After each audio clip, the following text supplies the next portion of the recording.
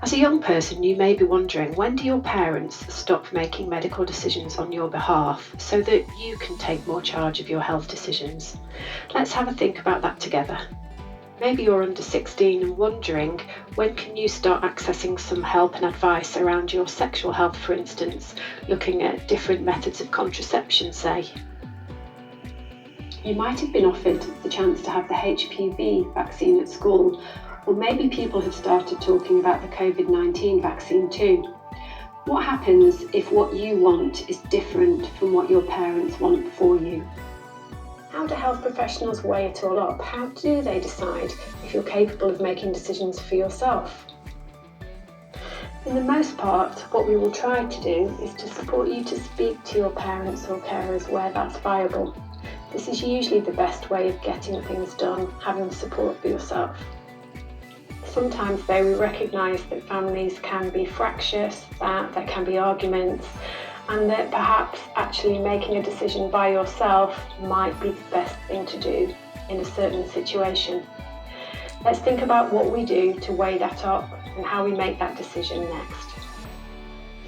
Sometimes the health professional that you're working with might mention Gillick Competency to you or the Fraser Guidelines.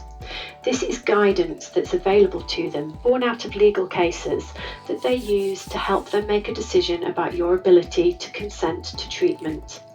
They use these alongside their own clinical and professional experience.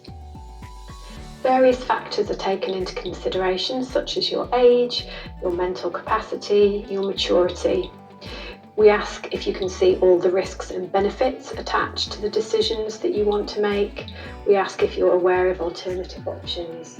Basically, we try to look at the decision from all angles to make sure that you're able to see it from all angles too.